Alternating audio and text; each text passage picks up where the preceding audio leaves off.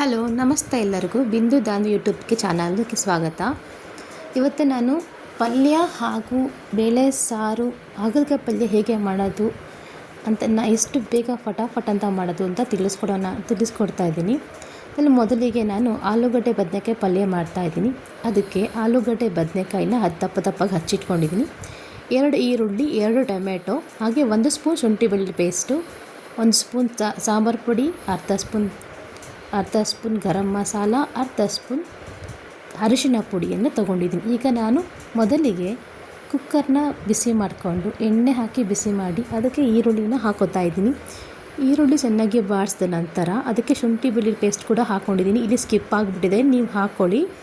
ನಂತರ ಅದು ಟೊಮೆಟೊವನ್ನು ಹಾಕೋತಾ ಇದ್ದೀನಿ. ಟೊಮೆಟೊ ಚೆನ್ನಾಗಿ ಫ್ರೈ ಆಗಬೇಕು. ಟೊಮೆಟೊ ಚೆನ್ನಾಗಿ ಫ್ರೈ ಆಗ್ತಾ ಇದ್ದಂಗೆ ಇಲ್ಲಿ ನಾನು ನೀರು ದೋಸೆ ಬ್ಯಾಟರ್ ಕೂಡ ರೆಡಿ ಮಾಡ್ಕೊಂಡಿದ್ದೀನಿ. ಇದು ಆಗ್ತಾ ಇದ್ದಂಗೆ ನೀರು ದೋಸೆ ಕೂಡ ಮಾಡೋಣ ಅಂತ. ನಂತರ ಇಲ್ಲಿ ಟೊಮೆಟೊ ತುಂಬ ಚೆನ್ನಾಗಿ ಫ್ರೈ ಆಗಬೇಕು. ಟೊಮೆಟೊ ತುಂಬ ಚೆನ್ನಾಗಿ ಫ್ರೈ ಆಗಿದೆ. ಇದು ಫ್ರೈ ಆಗಿದ ನಂತರ ನಾವು ಹಚ್ಚಿಟ್ಕೊಂಡಿರೋ ತರಕಾರಿ ಅಂದರೆ ಆಲೂಗಡ್ಡೆ ಬದನೆಕಾಯಿನ ನಾವು ಹಚ್ಚಿಟ್ಕೊಂಡಿದ್ದೀವಲ್ಲ, ಆ ತರಕಾರಿನ ಈ ಟೊಮೆಟೊ ಈರುಳ್ಳಿ ಫ್ರೈ ಆಗಿದ್ಮೇಲೆ ಹಾಕ್ತಾಯಿದ್ದೀನಿ. ನಾನು ಕಟ್ ಮಾಡ್ಕೊಂಡಿರೋ ಎಲ್ಲ ತರಕಾರಿ ಅಂದರೆ ಆಲೂಗಡ್ಡೆ ಬದನೆಕಾಯಿನ ಪೂರ್ತಿ ಹಾಕ್ತಾಯಿದ್ದೀನಿ. ನಾನು ಸ್ವಲ್ಪ ಜಾಸ್ತಿ ಕ್ವಾಂಟಿಟಿನಲ್ಲಿ ತೊಗೊಂಡಿದ್ದೀನಿ, ನೀವು ಬೇಕಾದರೆ ಸ್ವಲ್ಪ ತೊಗೋಬೋದು. ಆಲೂಗಡ್ಡೆ ಬದನೆಕಾಯಿನ ಹಾಕಿ ಚೆನ್ನಾಗಿ ಫ್ರೈ ಮಾಡ್ಕೊಳ್ತಾ ಇದ್ದೀನಿ. ಚೆನ್ನಾಗಿ ಫ್ರೈ ಆದ ನಂತರ ಇದಕ್ಕೆ ನಾವು ಆವಾಗಲೇ ಎತ್ತಿಟ್ಕೊಂಡಿರೋ ಸ್ಪೈಸಸ್ ಅಂದರೆ ಸಾಂಬಾರು ಪುಡಿ, ಅರಿಶಿನ ಪುಡಿ ಹಾಗೂ ಗರಂ ಮಸಾಲ ಇವು ಇಷ್ಟನ್ನು ಹಾಕಿ ಚೆನ್ನಾಗಿ ಮಿಕ್ಸ್ ಮಾಡ್ಕೊಳ್ಳೋಣ. ಚೆನ್ನಾಗಿ ಮಿಕ್ಸ್ ಆದ ನಂತರ ರುಚಿಗೆ ತಕ್ಕಷ್ಟು ಉಪ್ಪು ಹಾಕೋಣ. ಉಪ್ಪು ಹಾಕಿ ಅದನ್ನು ಚೆನ್ನಾಗಿ ಮಿಕ್ಸ್ ಮಾಡಿ ಆದಮೇಲೆ ನಾನು ಇದಕ್ಕೆ ಒಂದು ಚಿಕ್ಕ ಲೋಟದಲ್ಲಿ ಅರ್ಧ ನೀರು ಮಾತ್ರ ಹಾಕ್ತಾಯಿದ್ದೀನಿ. ನಿಮಗೆ ಬೇಕಂದರೆ ಒಂದು ಚಿಕ್ಕ ಲೋಟದಷ್ಟು ನೀರು ಹಾಕ್ಕೊಂಡು ಚೆನ್ನಾಗಿ ಮಿಕ್ಸ್ ಮಾಡಿದ ನಂತರ ಕುಕ್ಕರ್ ಲಿಡ್ಡೆಲ್ಲ ಮುಚ್ಚಿದ ಮೇಲೆ 1 ವಿಸಿಲ್ ಬಂದಮೇಲೆ ಸ್ಟವ್ ಆಫ್ ಮಾಡಿ. ಈ ಕಡೆ ನಾನು ತವಾ ಕಾಯ್ದಿದ್ದೆ, ನೀರು ದೋಸೆಗೆ ತವಾ ಕೂಡ ಕಾಯ್ದಿದ್ದೆ. ನೀರು ದೋಸೆ ಕೂಡ ಹಾಕೋತಾ ಇದ್ದೀನಿ ನಾನು. ನೀರು ದೋಸೆಗೆ ಈ ಪಲ್ಯ ತುಂಬಾ ಚೆನ್ನಾಗಿರುತ್ತೆ. ಟ್ರೈ ಮಾಡಿ ನೀವೇ ಹೇಳ್ತೀರ ತುಂಬ ಚೆನ್ನಾಗಿದೆ ಅಂತ. ಈಗ ಕುಕ್ಕರ್ ಕೂಡ ಕೂಗಿದೆ, 1 ವಿಸಿಲ್ ಬಂತು. ನಾನು ಸ್ವಲ್ಪ ಪ್ರೆಷರ್ ತೆಗೆದ್ಬಿಟ್ಟು ತೆಗಿತಾ ಇದ್ದೀನಿ. ಇದು ಲಾಸ್ಟ್ ಕುಕ್ಕರ್ ಕೂಗಿದ ನಂತರ ಪ್ರೆಷರ್ ತೆಗಿತಾ ಇದ್ದೀನಿ. ನಾನು ಬೇಳೆ ಸಾಂಬಾರು ಮಾಡೋದು ಹೇಗೆ ಅಂತಲೂ ಮಾಡೋಣ ಅಂತ ರೆಡಿ ಹಾಕ್ತಾಯಿದ್ದೀನಿ. ಒಂದು ಕುಕ್ಕರ್ನಲ್ಲಿ ಒಂದು ಚಿಕ್ಕ ಬಟ್ಟಲು 1 ಬಟ್ಟಲು ಮಾತ್ರ ಬೇಳೆ ತೊಗೊಂಡಿದ್ದೀನಿ, ತೊಗರಿ ಬೇಳೆ. 1 ಬಟ್ಟಲು ಚಿಕ್ಕ ಬಟ್ಟಲು ತೊಗರಿ ಬೇಳೆ. ನಂತರ ಅದಕ್ಕೆ ತರಕಾರಿಗಳು ಟೊಮೆಟೊ, ಸೀಮೆ ಬದನೆಕಾಯಿ, 1 ಕ್ಯಾರೆಟು, 2 ಮೂಲಂಗಿ, ಚಿಕ್ಕದ ಹೀರೆಕಾಯಿ. ಯಾವುದೇ ಥರ ತರಕಾರಿಗಳು ನಿಮಗೆ ಬೇಕು ಅನಿಸುತ್ತೋ ಹಾಕ್ಕೊಳ್ಳಿ. ಅದಕ್ಕೆ ನಾನು 2 ನುಗ್ಗೆಕಾಯಿ ಕೂಡ ಹಾಕೋತಾ ಇದ್ದೀನಿ. ಈಗ ಬೇಳೆನ ತೊಳೆದು ಅದಕ್ಕೆ ತರಕಾರಿಗಳು ನಾನು ಹೆಚ್ಚಿಟ್ಕೊಂಡಿರೋ ತರಕಾರಿಗಳು ಎಲ್ಲ ಹಾಕ್ತಾಯಿದ್ದೀನಿ. ಅಂದರೆ ಮೂಲಂಗಿ, ಕ್ಯಾರೆಟು, ಬೀನ್ಸು, ನೂಕೋಲು, ಸೀಮೆ ಬದನೆಕಾಯಿ, ಹಾಗೆ ನಿಮ್ಗೆ ಯಾವುದೇ ತರಕಾರಿ ಇಷ್ಟ ಅನಿಸುತ್ತೋ ಅಷ್ಟು ಆ ತರಕಾರಿಗಳು ಹಾಕ್ಕೊಳ್ಳಿ. ಇದನ್ನು ಟೊಮೆಟೊನ ಕಟ್ ಮಾಡಿ ಹಾಕೋತಾ ಇದ್ದೀನಿ.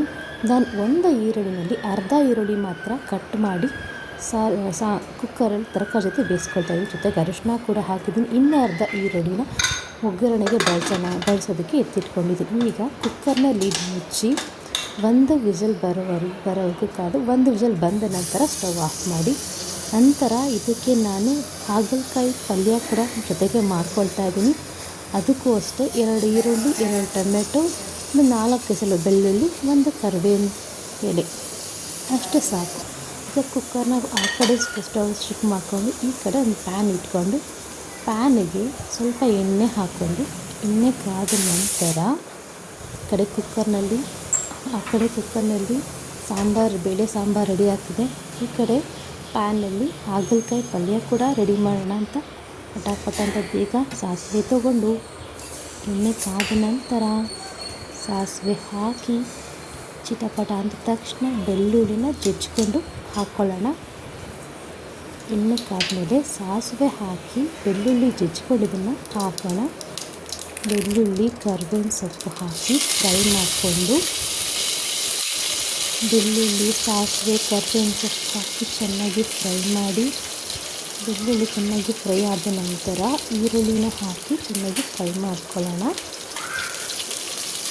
ಈರುಳ್ಳಿನ ಚೆನ್ನಾಗಿ ಫ್ರೈ ಮಾಡ್ಕೊಂಡು ಗೋಲ್ಡನ್ ಬ್ರೌನ್ ಆಗೋವರೆಗೆ ಈರುಳ್ಳಿನ ಫ್ರೈ ಮಾಡ್ಕೊಳ್ಳಿ. ಈ ಫ್ರೈ ಆಗಿದ ತಕ್ಷಣ ಚೆನ್ನಾಗಿ ಫ್ರೈ ಮಾಡ್ಕೋಬೇಕು ಈರುಳ್ಳಿನ. ಯಾಕಂದರೆ ಈ ಹಾಗಲಕಾಯಿ ಚೆನ್ನಾಗಿ ಕಹಿ ಬಿಡಬೇಕು. ಕಹಿ ಬಿಡಬೇಕಂದ್ರೆ ನಾವು ಇದು ಈರುಳ್ಳಿ ಟೊಮೆಟೊನ ಚೆನ್ನಾಗಿ ಫ್ರೈ ಮಾಡಿಕೊಂಡು, ಜೊತೆಗೆ ಟೊಮೆಟೊನ ಚೆನ್ನಾಗಿ ಫ್ರೈ ಮಾಡ್ಕೊಳ್ಳೋಣ. ಕಟ್ ಮಾಡಿಟ್ಕೊಂಡಿರೋ ಟೊಮೆಟೊನ ಹಾಕಿ ಚೆನ್ನಾಗಿ ಫ್ರೈ ಮಾಡ್ಕೊಳ್ಳೋಣ.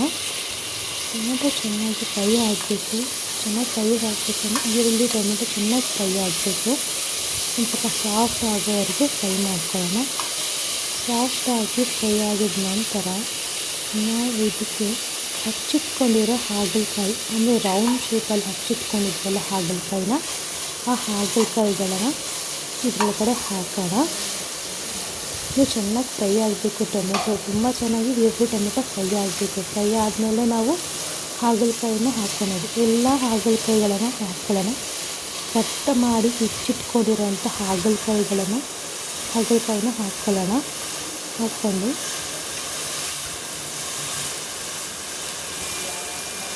ಎಲ್ಲ ಹಾಗಲಕಾಯಿನ ಹಾಕ್ಕೊಂಡು ಫ್ರೈ ಮಾಡ್ಕೊಬೇಕು. ಚೆನ್ನಾಗಿ ಫ್ರೈ ಆಗಬೇಕಿದೆ. ಎಷ್ಟು ಫ್ರೈ ಆಗಬೇಕಂತಂದರೆ ಇದು ಹಾಗಲಕಾಯಿ ಬಣ್ಣ ಬದಲಾಗಬೇಕು. ಹಾಕಿರೋ ಹಾಗಲಕಾಯಿ ಬಣ್ಣ ಬದಲಾಗೋವರೆಗೂ ಚೆನ್ನಾಗಿ ಫ್ರೈ ಮಾಡ್ಕೊಬೇಕು. ಈ ಕಡೆ ಬೇಳೆ ಕೂಡ ಬೆಂದಿದೆ. ಬೇಳೆ ಸಾರಿಗೆ ತರಕಾರಿ ಕೂಡ ಬೆಂದಿದೆ. ಒಂದು ವಿಷಲ್ ಬಂದ ತಕ್ಷಣ ಅದನ್ನು ಆಫ್ ಮಾಡ್ಕೊಂಡಿದ್ದೀನಿ. ಈ ಕಡೆ ಆ ಪ್ಯಾನ್ನಲ್ಲಿ ಹಾಗಲಕಾಯಿ ತುಂಬ ಚೆನ್ನಾಗಿ ಫ್ರೈ ಆಗ್ತಾಯಿದೆ. ಚೆನ್ನಾಗಿ ಫ್ರೈ ಆದ ನಂತರ ಇದಕ್ಕೆ ನಾವು ಫ್ರೈ ಆಗಬೇಕು. ಚೆನ್ನಾಗಿ ಫ್ರೈ ಆಗಬೇಕು.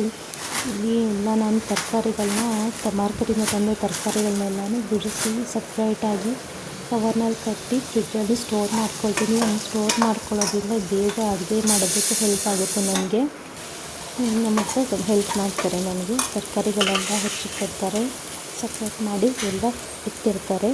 ಹಾಗೆ ಇದು ಹಾಗಲಕಾಯಿ ಫ್ರೈ ಆಗಿದೆ. ಚೆನ್ನಾಗಿ ಬಣ್ಣ ಬದಲಾಗಿ ಫ್ರೈ ಆಗಿದೆ.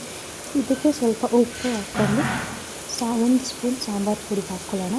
ನಂತರ ಅರ್ಧ ಸ್ಪೂನ್ ಅರಿಶಿನ ಪುಡಿ ಹಾಕ್ಕೊಂಡು ಚೆನ್ನಾಗಿ ಫ್ರೈ ಮಾಡ್ಕೊಳ್ಳೋಣ. ಎಲ್ಲ ಮಸಾಲೆ ಮಿಕ್ಸ್ ಆಗಿ ಚೆನ್ನಾಗಿ ಫ್ರೈ ಆಗುತ್ತೆ ಅಂತ ಕೂಡ ಎಣ್ಣೆಯಲ್ಲಿ ಫ್ರೈ ಆಗಬೇಕು. ಚೆನ್ನಾಗಿ ಫ್ರೈ ಆದರೆ ಕಹಿ ಬಿಟ್ಕೊಳ್ಳುತ್ತದೆ. ಕಹಿ ಬಿಟ್ಕೊಳ್ಳೋಕೆ ಚೆನ್ನಾಗಿ ಫ್ರೈ ಆಗುತ್ತೆ. ನಂತರ ಇದಕ್ಕೆ ಮುಳುಗುವಷ್ಟು ನೀರು ಹಾಕೋಣ. ಅಂದರೆ ಮುಕ್ಕಾಲು ಭಾಗ ಮುಳುಗುವಷ್ಟು, ಹಾಗಲಕಾಯಿ ಮುಕ್ಕಾಲು ಭಾಗ ಮುಳುಗುವಷ್ಟು ನೀರು ಹಾಕ್ಕೊಳ್ಳೋಣ. ಚೆನ್ನಾಗಿ ಬೇಯಬೇಕಿದೆ. ಚೆನ್ನಾಗಿ ಬೇಯಬೇಕಂದ್ರೆ ನಾವು ಕುಕ್ಕರ್ನ ಮುಚ್ಚಿ ವಿಷಲ್ ಹಾಕಿ 3 ವಿಷಲ್ ಕೂಗಿಸ್ಕೊಳ್ಳೋಣ. 3 ಅಥವಾ 4 ವಿಷಲ್ ಕೂಗಿಸ್ಕೊಳ್ಳೋಣ. ಚೆನ್ನಾಗಿ ಕೂಗುತ್ತದೆ. ನಂತರ ಇಲ್ಲಿ ಬೇಳೆ ಕೂಡ ಬೆಂದಿದೆ. ನಾನು ಪ್ರೆಷರ್ ತೆಗ್ದಿದ್ದೀನಿ. ಪ್ರೆಷರ್ ಕುಕ್ಕರ್ ತೆಗೆದು ನೋಡಿ ಎಷ್ಟು ಚೆನ್ನಾಗಿ ಬೆಂದಿದೆ ಅಲ್ಲ ಇದು.